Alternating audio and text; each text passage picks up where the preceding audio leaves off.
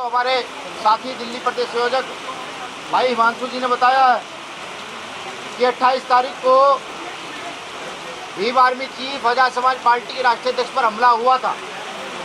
कुछ कार सवारों ने उनकी जान लेने की नियत से सहारनपुर के देवबंद कस्बे में गोलियां चलाई। 1 जुलाई को पुलिस ने मुस्तैदी दिखाते हुए 4 अपराधियों को गिरफ्तार किया, जिसमें से 3 अपराधी वहीं देवबंद के पास एक गांव पड़ता है रणखंडी बहला, वहाँ के हैं। बाकी एक अपराधी हरियाणा का है। आज की प्रेस कॉन्फ्रेंस विशेषकर इसलिए बुलाई गई है कि पुलिस के जो बयान है, पुलिस ने जो जांच पड़ताल की, उस पर एक सवालिया निशान है। पुलिस पूछताछ में बताती है कि उन्होंने टोल पर चंद्रशेखर भाई का काफिला खड़े हुए देखा और वहाँ पूछा कि कौन आ रहा है।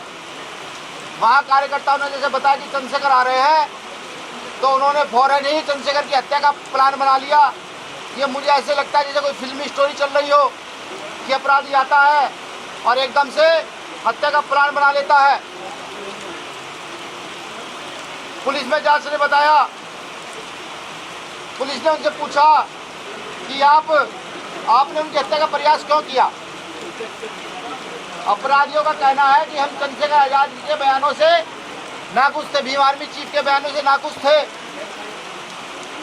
भारत में लोकतंत्र है, अगर कोई किसी बात से नाखुश होता है तो उसके लिए आईपीसी है, कॉन्स्टिट्यूशन है, थाने कोर्ट कचहरियों में रिपोर्टें दर्ज की जाती हैं। लेकिन उन्होंने किसी प्रकार की कोई भी रिपोर्ट दर्ज नहीं की। पुलिस का खुद कहना है कि उनके पुराने आपराधिक रिकॉर्ड है। उन्होंने पहले भी एक जेलर पर गोली चलाई है, कई लाख की लूट में उनका नाम आया है। लेकिन पुलिस उनकी मनगढ़ंत कहानियों की जांच पर यकीन करके प्रेस कॉन्फ्रेंस के माध्यम से वहाँ के मौजूदा डीआईजी इस बात को कहते हैं। इससे सीधा सीधा ये प्रतीत होता है कि कहीं ना कहीं राजनीतिक संरक्षण में उन अपराधियों ने ये घटना करने का कृत्य किया। कहीं ना कहीं पुलिस प्रशासन पर भी दबाव है। प्रशासन जांच को सही तरीके से नहीं कर रही है। पुलिस का कहना है कि उन्हें पूछताछ में पता लगा कि 3 राउंड फायर हुए हैं, लेकिन वहां पर मौजूदा जो लोग थे 4 राउंड गाड़ी पर फायर हुए हैं, 2 राउंड उन्होंने हवाई फायर किए हैं। ये मैं किस लिए कह रहा हूं कि जब उनकी गाड़ी फोरेंसिक जांच के लिए गई, तो उस फोरेंसिक जांच से गाड़ी वापस आने के बाद हमने जब गाड़ी का मुआयना किया तो एक गोली जो ड्राइवर के सिर के ऊपर छत पर लगी हुई थी, फोरेंसिक टीम उस गोली लगी गोली को नहीं ढूंढ पाई। हमने जाकर एसएसपी महोदय को दिखाया, देखिए एक गोली का निशान ये भी है। इसका सीधा मतलब है कि प्रशासन धाराएं हल्की करके अपराधियों को बचाना चाहता है। सबसे महत्वपूर्ण बात, जिस थाना क्षेत्र की ये घटना है, ये घटना कोई छोटी घटना नहीं है। भाई चंद्रशेखर आजाद वही चंद्रशेखर आजाद है जिनका भारत में अकेले भारतीय का नाम टाइम मैगजीन्स में आता है, जो भारत में हर शोषित वंचित के साथ खड़े होते हैं। वो जब चलते हैं तो गरीब, किसान, मजदूर सब उनके साथ साथ चलते हैं। वो भारत की एक विशेष पर्सनैलिटी है, या मैं ये कहूँ भारत के राजनीतिक सामाजिक उभरते हुए सितारे हैं। ऐसे व्यक्ति पर हमला करना भारत के करोड़ों लोगों की भावनाओं को आहत करना है। अभी तक उस थाने के थाना इंचार्ज, जो वहाँ के मौजूदा थाना इंचार्ज है, ना तो उनको लाइन हाजिर किया गया, न ही उस थाने से बदला गया। किस लिए कि वो जो अपराधी हैं वो भी एक जाति के हैं, थाना अध्यक्ष वो भी एक जाति के हैं, और देश के मुख्यमंत्री भी एक ही जाति के हैं। घटना के बाद कुछ फोटो सामने आए, जिस फोटो में देखा जा रहा है कि सहारनपुर में सरसा में एक कस्बा पड़ता है, उसके पास एक गांव है रायपुर। उस गांव में वो चारों लोग रुके, उनके साथ और भी साथी थे, लेकिन पुलिस ने अभी तक कोई आगे की जांच नहीं की, सिर्फ 4 लोगों की मनगढ़ंत कहानी को सच मान लिया। पुलिस ने कहा कि उन पर 315 के कट्टे से फायर हुआ है। मैं ये भी पुलिस से पूछना चाहता हूँ कि वो 315 का कट्टा क्या पुलिस ने अपने मन से कर दिया, या उसकी कोई ब्लास्टिंग रिपोर्ट आई है, या फिर प्रशासन जो है अपने कार्य को छोड़ करके वहाँ के रसूखदारों की चाटुकारिता गुलामी करने के लिए तैयार है।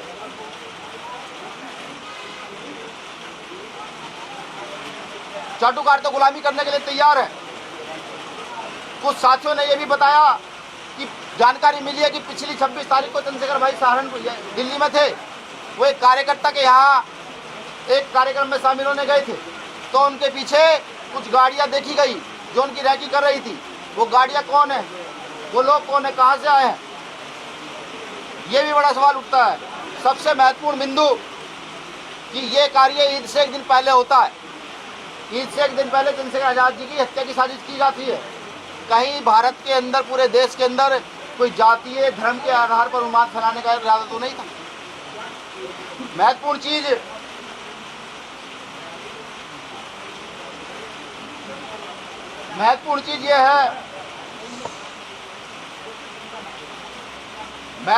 ये है कि आप सभी जानते हैं कि चंद्रशेखर भाई के को लोग कितना प्रेम करते हैं, कितना उनके साथ रहते हैं। ये तो करोड़ों माता बहनों का आशीर्वाद है, आप सबका स्नेह है कि वो वहां से जीवित बच गए।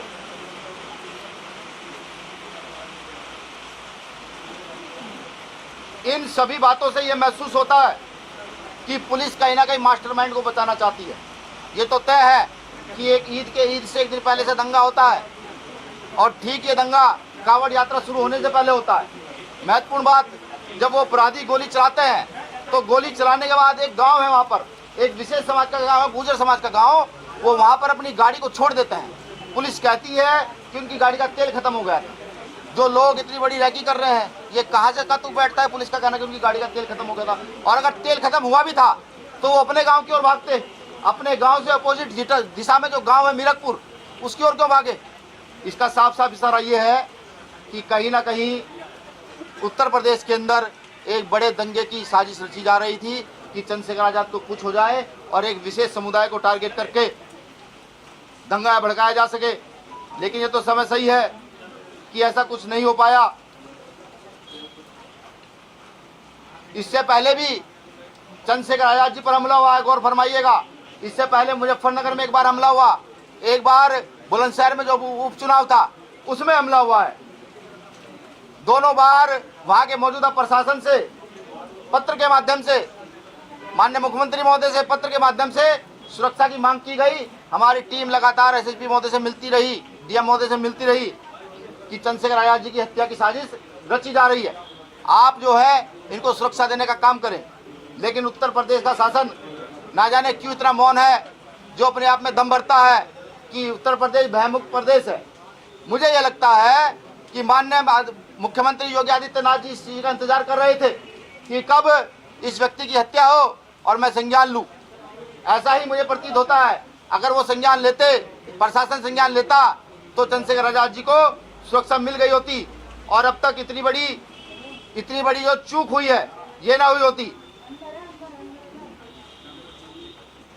इसमें विशेष जो हम चाहते हैं, क्योंकि पुलिस की इतनी गलतियां हैं, जब हम पुलिस को सुनते हैं, डीआईजी महोदय को सुनते हैं, चाहे वो राउंड लेकर गोली के 3 गोली बता रहे हैं, चाहे वो आधी बातों को छिपा रहे हैं, अब तक पुलिस ये नहीं जानकारी कर पाई कि अपराधी हत्या करने के बाद अंबाला कैसे पहुंचे। क्योंकि पुलिस ने बताया है कि अपराधी अंबाला पहुंचे हैं, अंबाला से उनकी गिरफ्तारी हुई है। वो अंबाला किस साधन से पहुंचे, पैदल तो नहीं पहुंच सकते। किसने उनको संरक्षण दिया, कौन उनको वहां से, जहां की गाड़ी बंद पड़ गई थी या छोड़ दी थी, जो भी कुछ था, वहां से उनको कौन लेकर के गया, कोई ना कोई तो लेकर के गया होगा। लेकिन पुलिस ने जो शातिर अपराधी हैं उनकी मनगढ़ंत कहानियों को हकीकत मानते हुए सिर्फ बैठ करके मीडिया में उनके द्वारा बताई गई कहानी को बता दिया। सीधा सीधा महसूस होता है कि राजनीतिक परिसर में वहां प्रशासन है और वो अपराधियों को नहीं खोलना चाहता कि पीछे मास्टरमाइंड कौन है। ये तो तय है कि मास्टरमाइंड या तो कोई राजनीतिक व्यक्ति है या कोई सफेद पोश है, जिसको चंद्रशेखर आज़ाद भाई से बड़ा खतरा है, भीम आर्मी आजाद समाज पार्टी के लोगों से बड़ा खतरा है। मैं ये भी कहता हूँ कि यार भाई, चंद्रशेखर आज़ाद जी पर हमला हुआ है, आगे आने वाले समय में हमारी जो राष्ट्रीय कमेटी है उस पर भी हमले हो सकते हैं। हम इन सभी चीजों को देखते हुए सबसे पहले तो आपके माध्यम से भारत सरकार से भाई चंद्रशेखर आज़ाद जी के लिए सीबीआई जांच की मांग करते हैं। हमें ये पता लग सके कि इसमें कौन है, और अगर हमें न्याय में नहीं मिलता तो ये तय हो जाता है कि यहाँ की प्रदेश के मुखिया से लेकर के यहाँ के प्रदेश के मुखिया से लेकर के नीचे तक सभी लोग चंद्रशेखर आजाद जी की हत्या में शामिल है। आरोपियों का नार्को टेस्ट होना बहुत जरूरी है, सच्चाई का पता लगना जरूरी है। अगर ऐसे व्यक्ति की हत्या की साजिश रची जाती है और पुलिस लिपापोती करके छोड़ देती है, अनल गलत बयान देकर छोड़ देती है, तो ये सही नहीं है, इसको न्याय नहीं कहा जा सकता। तो हम अपराधियों के नार्को टेस्ट की भी मांग करते हैं, क्योंकि पुलिस उनसे कुछ भी उगलवाने में सफल नहीं रही। महत्वपूर्ण बात कि अब तक पुलिस ने 10 दिन हो चुके हैं, कोर्ट से उनकी कस्टडी नहीं मांगी है। इतनी बड़ी घटना के बाद पुलिस कस्टडी नहीं मांगती तो सीधा सीधा इशारा होता है कि पुलिस रिमांड नहीं मांगती, तो सीधा इशारा होता है कि कहीं ना कहीं सत्ता का संरक्षण उन अपराधियों के साथ है। हम चंद्रशेखर आजाद जी की सुरक्षा की मांग करते हैं कि यहाँ जब फिल्मी स्टारों को फ्री फंड सुरक्षा दी जा सकती है, यहाँ जब बाबाओं को सुरक्षा दी जा सकती है, तो यहाँ चंद्रशेखर आजाद को भी सुरक्षा दी जा सकती है। भारत के एक सच्चे सिपाही को, जो शोषित वंचित वर्ग के लिए हर समय खड़ा रहता है, जो हर बलात्कारी के खिलाफ, हर हत्या करने वाले के खिलाफ, हर गलत काम करने वाले के खिलाफ खड़ा रहता है, और हर उसके खिलाफ खड़ा रहता है जो अपने आप को बाहुबली समझते हैं। तो हम उनकी सुरक्षा की मांग करते हैं। सबसे महत्वपूर्ण, सब लोग ध्यान दीजिएगा, 21 जुलाई 2023 को दिल्ली के जंतर मंतर पर इन सभी मांगों को लेकर के हमारा 1 दिवसीय धरना प्रदर्शन है। आपसे भी मैं निवेदन करूंगा, सब लोग वहां आए, आकर के सुने कि क्या क्या मामले, क्या क्या घटनाएं हो रही हैं, और यहाँ के माननीय मुख्यमंत्री जी मौन है।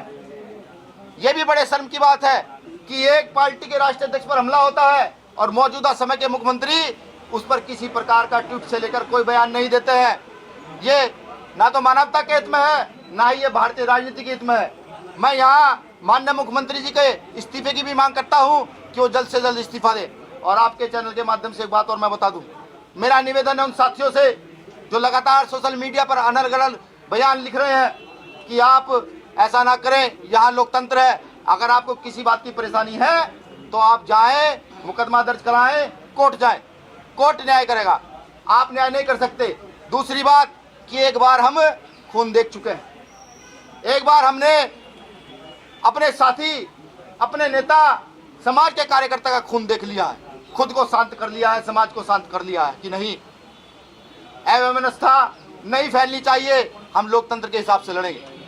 लेकिन अगर अगली बार भी किसी ने सोच रखा हो कि नहीं वो खून करेंगे, वो हत्याएं करेंगे और हम शांत रहेंगे, तो मेरा निवेदन है यहाँ की सरकारों से, यहाँ की LIU से, यहाँ की विशेष जांच एजेंसियों से कि ऐसे लोगों को टारगेट करें जो जाति के नाम पर षड्यंत्र करके हत्या करा देना चाहते हैं एक व्यक्ति की, उस व्यक्ति की जो शोषित वंचितों के साथ खड़ा रहता है। मैं अपने कार्यकर्ताओं से भी अपील करूंगा कि 21 तारीख में पूरी ताकत से पहुंचे, बताएं भारत के पंत प्रधान को, बताएं यहाँ के प्रधानमंत्री को कि आप वहां बैठ करके इतनी भी रक्षा सुरक्षा नहीं कर सकते कि एक व्यक्ति जो खड़ा हो रहा है लोकतंत्र के ढांचे को समझते हुए कि उसकी आप रक्षा कर सकें। बताएं वो बहुजन समाज जो फूले साहब अम्बेडकर की विचारधारा पर चलता है, जो शोषित वंचित है, वो आए 21 तारीख को दिल्ली आए और अपनी ताकत दिखाए। मैं उनको भी बता दूं कि अब घूरने का भी प्रयास मत कीजिएगा, निवेदन यही है, घूरने का भी प्रयास मत कीजिएगा, वरना इस बार तो भाई चंद्रशेखर आजाद जी ने मामले को संभाला। गोली लगने के बावजूद भी उन्होंने पूरे समाज से अपील की कि नहीं, कोई भी व्यक्ति शांति भंग नहीं करेगा। अगर भाई चंद्रशेखर आजाद जी के पास ऐसा षड्यंत्र द्वारा होता है तो मुझे ये लगता है भाई हमारी पूरी टीम क्या, भाई चंद्रशेखर आजाद जी भी उनको संभाल नहीं पाएंगे। तो मेरा निवेदन है यहाँ की सुरक्षा एजेंसियों से, जांच एजेंसियों से ऐसे लोगों को तमाम ऐसे लोगों को उठाकर जेल में बंद करें। शुक्रिया, जय भीम।